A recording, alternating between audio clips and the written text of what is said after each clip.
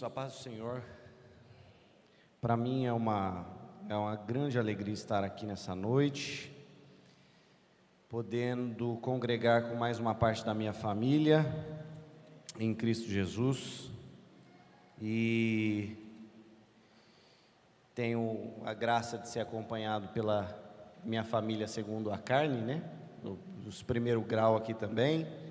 Aquele pastor ali é o Benjamin, né, filho? Está ali. E minha esposa está com alguma emergência com a minha segunda filha. E agradeço muito a confiança do pastor Pedro, o convite que me honra, e eu gostaria de trazer para os irmãos um trecho que se encontra no segundo livro dos Reis. É uma passagem muito conhecida dos irmãos. Segundo livro dos Reis,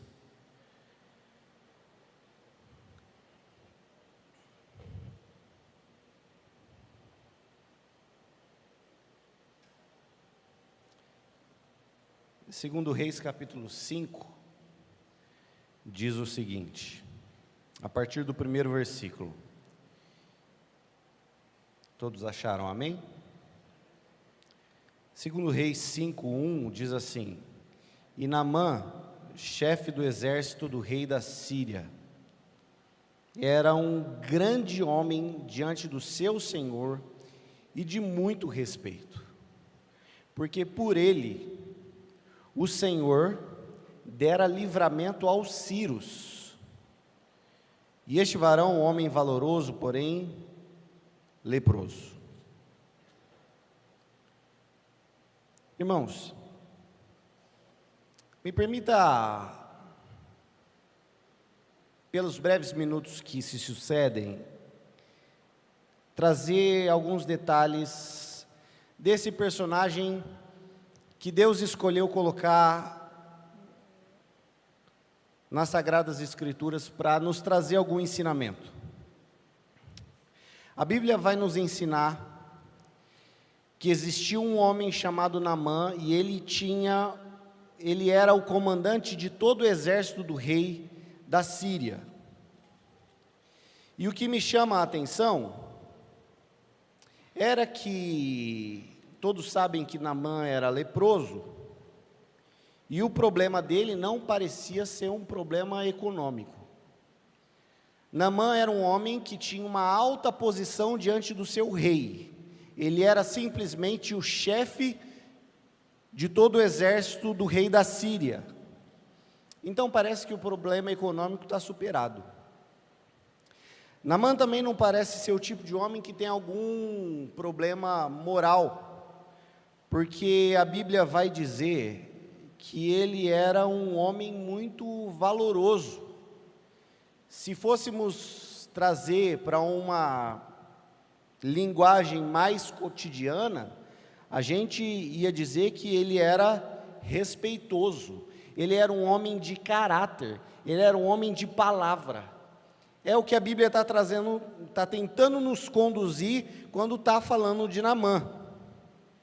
A Bíblia também vai nos dizer, então, que o problema não é econômico, o problema não é social, porque todos eles tinham Naamã em alta estima. Ele era um homem respeitado não somente perante os seus subordinados, mas também perante o rei da Síria. E o que me chama a atenção é que parece que os olhos de Deus estão voltados não só para o povo de Israel.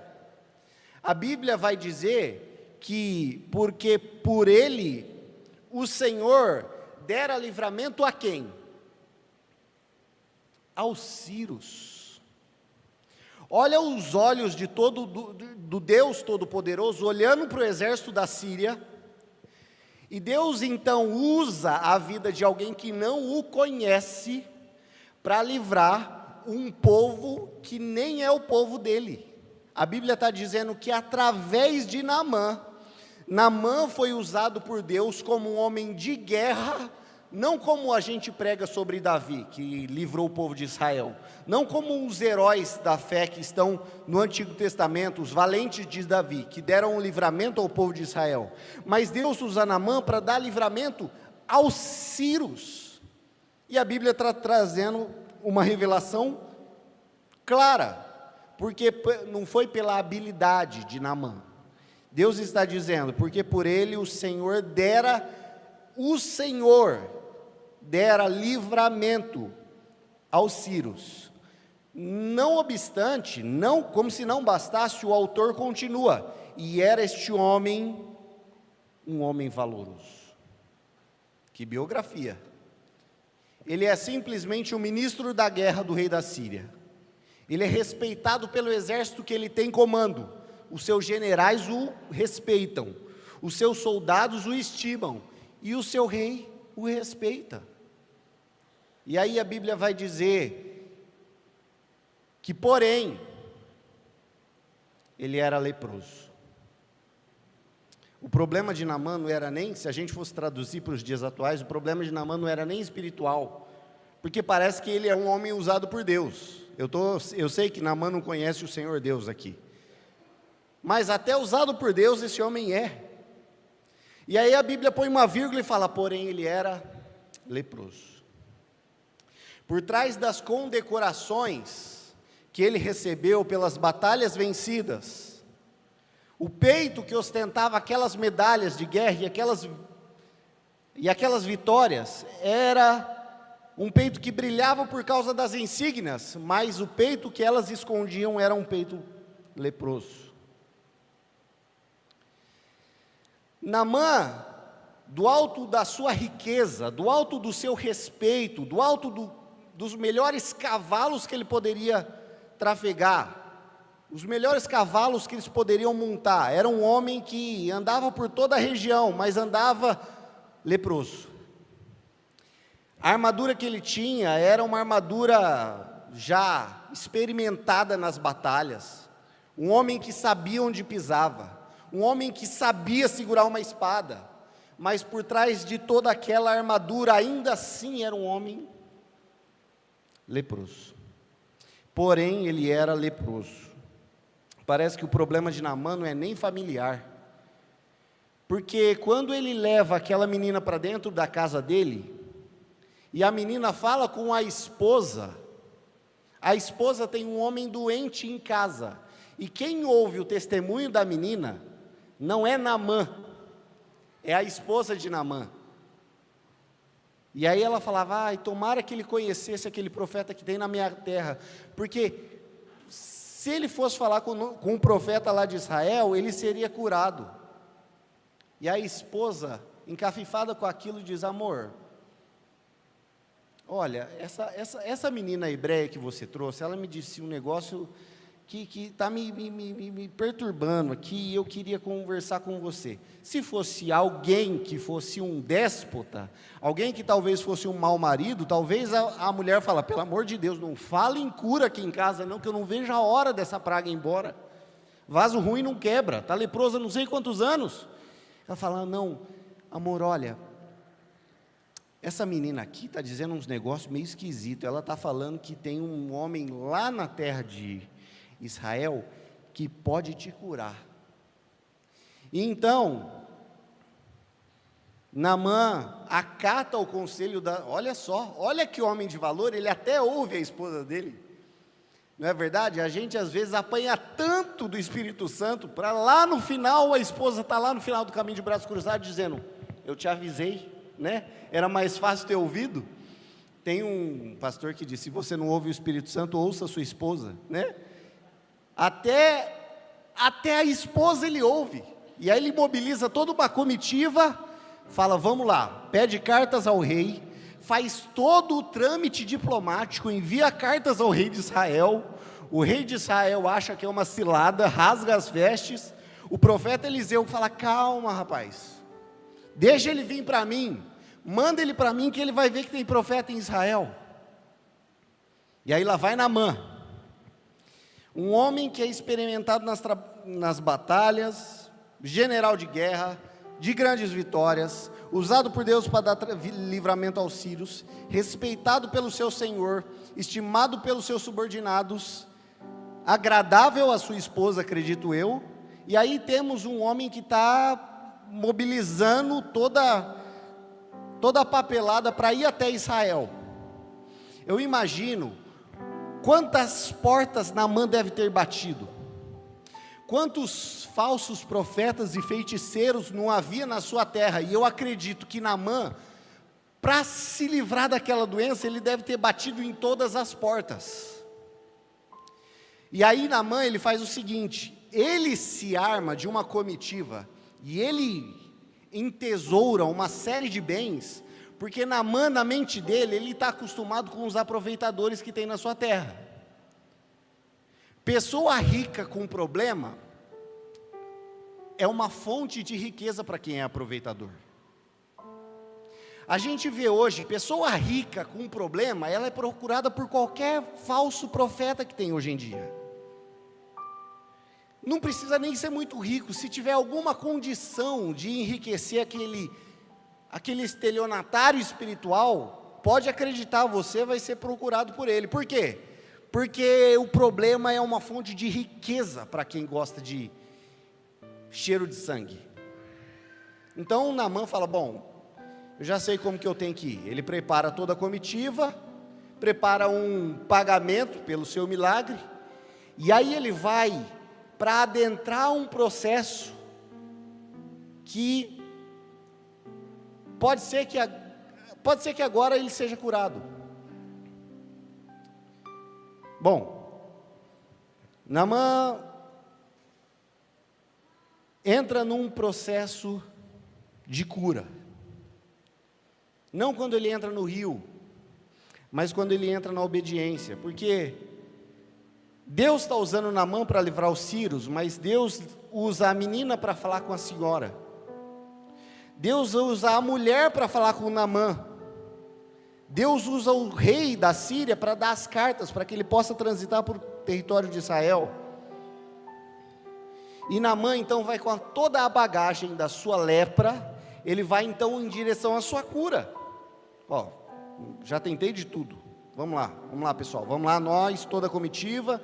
E aí ele chega na casa do profeta Eliseu, e aí o profeta Eliseu o surpreende, mandando só o garoto de recados, você é quem? Naamã? Ah, Naamã, né?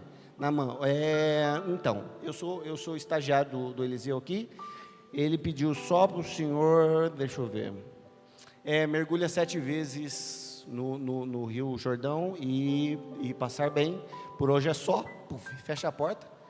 E aí Naamã fala, peraí, esse não é o processo de cura que eu conheço não, esse não é o processo de cura que eu conheço, eu estou acostumado com outro processo de cura, eu estou acostumado com processos de cura que tem pessoa colocando a mão na minha cabeça, e tem movimento, e eu estou esperando aquele homem de Deus descer lá do seu lugar alto, cheio das vestes, e Deus está falando assim, você está com as expectativas erradas, no processo certo. A gente fala, não, Deus vai resolver meu problema, Deus vai me curar, e aí quando a gente chega, fala, cadê o pastor que vai pôr a mão em mim? Não, tem que vir aquele profeta lá daquela região, daquele seminário, aquele profeta que nem sabe falar português, aquele pastor importante, ele que vai colocar a mão em mim. E Deus está dizendo para Naamã, Naamã, você já está no processo certo, mas é o seguinte, Naamã, a sua bagagem, as suas expectativas estão erradas, porque você está vindo com uma bagagem de pessoas que te feriram e te aproveitaram, Naamã. Mas aqui o processo que eu tenho para você não é esse. E aí Naamã fala assim, não, Rio Jordão não, para lá eu não desço, não, oxe, eu queria ir para Deus está me direcionando para um lugar onde eu não quero ir. Não, por que a congregação do Jardim Planalto? Não quero ir para lá. Não, porque a Assembleia de Deus? Não quero ir para lá. Não, porque o culto das irmãs? Não quero ir para lá. E aí Deus usa mais uma vez um dos seus servos dizendo, chefe, deixa eu só te falar uma coisa. Se tivessem te pedido, já te pediram tanta coisa difícil, comandante, custa fazer mais essa. A cura de Naamã, ela não vem de uma imposição de mãos. Deus pode fazer muita coisa através da imposição de mãos. A Bíblia vai dizer que os apóstolos, lá em Atos, que eles impunham as mãos sobre as pessoas e as pessoas eram curadas. A Bíblia vai dizer que tem muita coisa que se pode fazer com imposição de mãos. A Bíblia ordena que os presbíteros imponham as mãos sobre os doentes. A Bíblia vai dizer que impondo sobre eles as mãos, desceu sobre eles o Espírito Santo. Eu não estou dizendo que isso é inócuo, que isso é inútil, mas tem vezes que Deus vai te levar para lugares onde você não desejaria ir. Naamã fala assim: olha, tem rio melhor na minha terra. Não, tem outros lugares em que Deus poderia me livrar. Tem outros lugares que Deus poderia me usar. Tem outras igrejas que Deus poderia me usar. Por que o Rio Jordão? Eu não sei qual é o rio que Deus está te mandando mergulhar nesta noite, mas o Espírito Santo me convence a te dizer: se eu tivesse te pedido alguma coisa mais difícil, será que você não faria? Será que você já não tentou demais resolver os seus problemas? Será que já não tentou demais na sua própria força? E aí Naamã, ele desce, e então ele se rende ao conselho do seu subordinado, e ele vai até o Rio Jordão, e aí chega o problema, porque Naamã, ele já está dentro de um processo de cura, mas o processo da cura de Naamã não começa no rio. O processo de cura de Naamã começa ouvindo o grande general, ouvindo a sugestão de uma criança escrava, hebreia, persiste atendendo um pedido da sua esposa, continua atendendo a sugestão de um soldado, aceitando que talvez não seja do seu jeito, e aí ele desce ao rio. E o problema de toda pessoa ferida é que Deus não cura ninguém vestido de armadura. Deus não usou Davi com a armadura de Saul. E aí chega o momento em que aquele grande homem que Deus usava para dar livramento aos sírios, ele está de frente à sua comitiva e ele desce a um rio, onde agora ele vai permitir que todo mundo que o enxergava como um grande comandante vai finalmente poder enxergar o homem que ele é por dentro. As medalhas ficam longe, ficam fora do rio. As condecorações ficaram longe do rio. A armadura também teve que sair e teve que ficar fora do rio. A roupa dos tecidos, feita dos tecidos mais nobres, que ele provavelmente pode ter até ganhado como espólio de guerra, roupas dignas de um rei, também ficaram do lado de fora do rio. E aí então Naamã se despe para se lavar no Rio Jordão. E o problema é que quando nós estamos feridos por dentro, a gente se fecha de uma armadura, porque o instinto de quem está ferido é não se ferir mais. E aí a gente se tranca dentro de uma armadura, e a gente não permite nem que o amor de Deus penetre para nos curar daquela ferida que Deus não trouxe. E aí a gente fala: tá bom, Deus, eu vou descer ao rio. Mas aí a gente encontra os nossos semelhantes na beira do rio falando assim: estou esperando aqui, comandante, quando o senhor terminar, a gente vai embora. E o nosso problema, pastor Pedro, não é se despir espiritualmente falando, claro, emocionalmente falando, não é se despir perante Deus. A gente tem muito hino que fala: Senhor, eu abro o meu coração, eu rasgo o meu peito, eu me rendo aos teus pés, eu derramo perante tudo, porque a gente sabe que Deus é onipotente, onisciente, E isso nos dá uma facilidade para a gente abrir o nosso coração, porque se Deus ele nos enxerga em todo momento, é lógico, a gente canta no banheiro, a gente sabe que Deus está nos vendo ali. A gente não tem problemas em se despir perante Deus. A gente tem dificuldade em se despir emocionalmente ao nosso próximo. Igreja não é lugar onde a gente exibe as nossas medalhas. As nossas forças nos separam.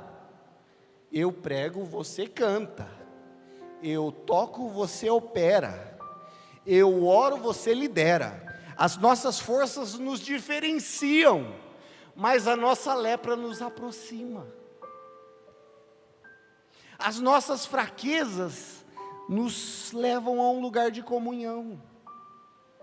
Um monte de gente passando problema de casamento, e às vezes achando que é só a sua casa que tem problema, mas você tem tanta batalha vencida, você tem tanta vitória, você é um homem e uma mulher que Deus usa, e você tem tanta armadura, mas por dentro daquela armadura, Deus está falando, vírgula, porém leproso, porém leprosa, e essa não é a vontade de Deus. A Bíblia, uma das figuras de linguagem que Jesus usa para fariseus é, vocês são sepulcros caiados, por fora está tudo bem, mas por dentro vocês já apodreceram. Por quê? Porque deixaram se proliferar um monte de feridas que se tivesse sido tratada, não teria proliferado, e hoje você estaria curado. Mas alguém te mandou para o Rio Jordão, a mergulhar num rio, e você sabia que para se mergulhar nesse rio, você teria que se despir, e a parte que você não quis cumprir, foi se despir nesse rio. Por quê? Porque você não quer ser enxergado como um homem leproso. O que sobra de você quando tiram os teus títulos? O que sobra de você quando tira o seu ministério, o seu dom, as suas habilidades? O que sobra de você? A resposta em Naamã era, um homem leproso. Bem casado, bem relacionado, vitorioso, habilidoso, valoroso, rico, bem posicionado, vírgula, porém, leproso.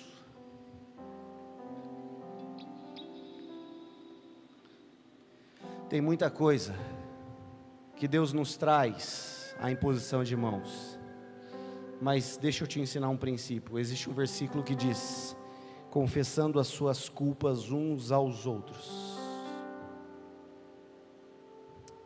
Uns aos outros. Tirando a medalha, a armadura uns aos outros. E assim vocês serão curados. A cura vem, mas existe um processo em que Deus precisa te fazer curar. Sabe como eu sei que você precisa se abrir nessa noite? É porque Deus já trouxe a ferida ao seu coração. Porque toda vez que alguém, a água salgada não arde, a não ser na ferida. Remédio não arde, a não ser na ferida. E toda vez que alguém fala de cura, a ferida vem de novo no seu coração. Tem outro personagem que me chama muito a atenção, que é Moisés. Moisés, vocês conhecem a história, ele foge por causa de um assassinato, mas eu acredito que Moisés não foge do assassinato, porque ele é confrontado, pastor, deixa eu explicar essa minha tese aqui, não sei se o senhor concorda. Ele foge no dia seguinte, depois que ele vai separar a briga entre dois judeus. Pensa você acabou de matar um cara, você matou uma pessoa, você enterraria ela na areia? Bom, provavelmente Moisés não tinha muito tempo para esconder um corpo, ele esconde o corpo na areia e vai para casa, tudo certo. No dia seguinte, ele encontra um nacional dele, um irmão dele, que quando brigando, ele fala assim, viu, quem é você? E Atos vai dizer que Moisés esperava seu libertador, Provavelmente Deus já tinha ministrado no coração de Moisés que existia um ministério de libertação na vida dele. Moisés, você vai ser o libertador. Mas Moisés entendeu, poxa, já que eu sou o libertador, eu vou fazer isso pelo meu próprio braço. E aí Deus o encontra na sarça, e Moisés dá as desculpas mais esfarrapadas do universo para Deus. Senhor, não vão acreditar em mim. Vamos lá, Moisés, vamos lá. O que você tem na tua mão, Moisés? Ah, Senhor, tem um cajado. Ah, é, Moisés? Beleza. Joga no chão, Moisés. E o cajado se transforma em serpente. Aí, o que acontece? E a serpente passa a perseguir Moisés. É aquela pessoa, pastor Pedro, que tem ministério. E aí Deus pergunta, o que tem no chão, o que você tem na sua mão para fazer os sinais que eu quero fazer na sua vida? Ele fala, um cajado. Aí Deus fala assim, você quer largar? Então larga. Aí ele fala, ufa, beleza. Soltou o cajado vira serpente. Serpente é símbolo do Egito para Moisés, na cabeça de alguém. E aí Moisés passa a fugir da serpente. Já encontrou pessoa que você fala, e aí, irmão, tudo bem? Ela está assim, ó. Não, tá tudo bem, mas parece que ela está fugindo de alguma coisa que Deus já tem para ela. E aí Moisés, como é que está? Não, só vitória, pastor Pedro, só vitória, opa, não, deixa eu ir, por quê? Porque o ministério que Deus chamou ela, o cajado que ela soltou no chão, persegue ele. E aí ele vira um fugitivo na presença de Deus. Não, Deus, não. E aí Deus fala assim, Moisés, você está fugindo do Egito. Você está fugindo para aquilo que eu já te chamei. Moisés, eu vou te dar uma palavra que você não vai acreditar agora. Pega ela pela cauda. É loucura em dois sentidos. Ninguém em sã consciência pega pela cauda uma cobra. Ninguém em sã consciência vai pegar uma cobra a não ser pela cabeça. E aí Moisés, o que Deus está querendo dizer para Moisés é, Moisés, você tentou pegar o Egito na força do seu braço. Eu estou te dando uma palavra agora, Moisés, para você pegar na força do meu braço. Porque para pegar uma cobra pela cauda e ela não te fazer mal, é só no poder de Deus. E aí Moisés pega, detalhe, se a cobra está perseguindo Moisés, e Moisés está fugindo dela, quando Deus fala, pega ela pela cauda, quem que tem que perseguir quem? Aí Moisés passa a correr atrás daquilo, o perseguido torna-se perseguidor. E aí Moisés, atrás do seu cajado, agora ele fala, um dia da caça, um dia do caçador, agora vem cá, serpente. E aí ele pega a serpente, aí volta a ser um cajado, volta a ser bênção, volta a ser ministro, volta a ser bênção na vida das pessoas.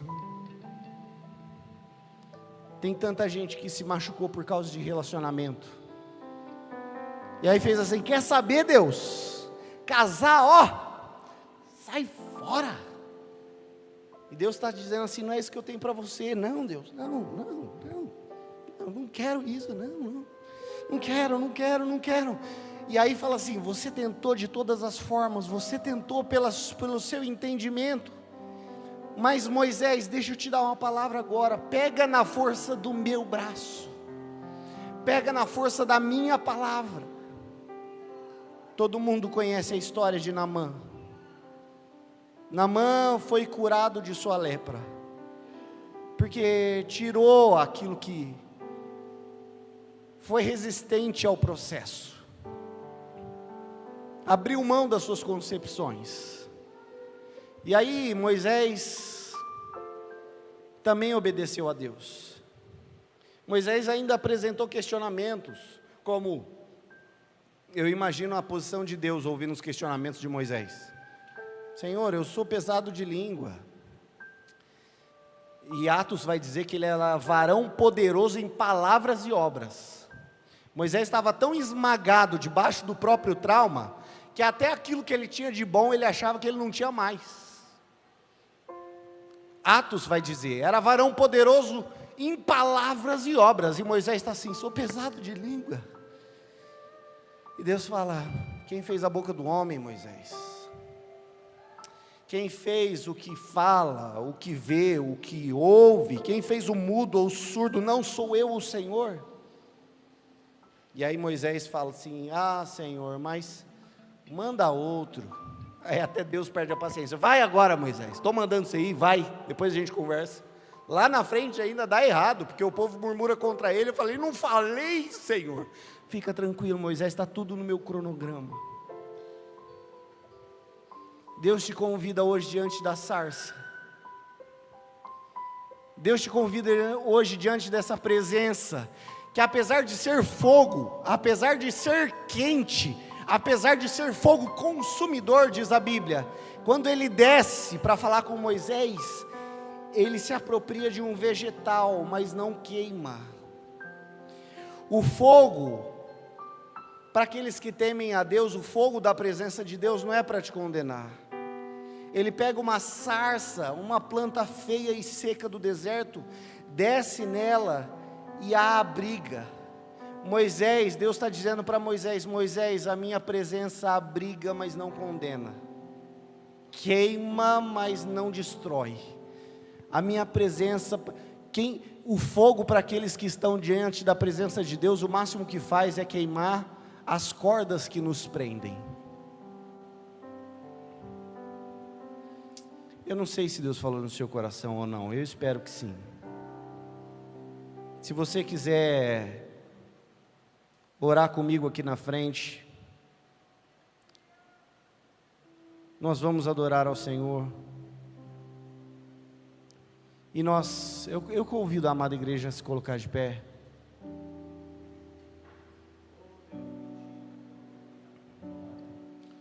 Porque Deus está nesse lugar. O mesmo Deus que falou na sarça, fala hoje para você. Eu tenho um ministério de fogo para você. Moisés não tinha medo do monte ardente, porque ele sabia que o mesmo fogo que ardeu na sarça, ardeu no monte. O mesmo fogo que não queimou a sarça, não queimaria ele. Meu convite para você nessa noite é: perca medo do fogo. Perca medo do fogo e saiba que Deus está te entregando de novo aquilo que você deixou no chão. Deus está te dando uma segunda chance para aquilo que você deixou cair. Deus está renovando e está curando as suas feridas, e desse rio, Deus quer te levar a um processo de cura, a um processo de restauração. Amém, Jesus. Senhor, arde outra vez, Deus.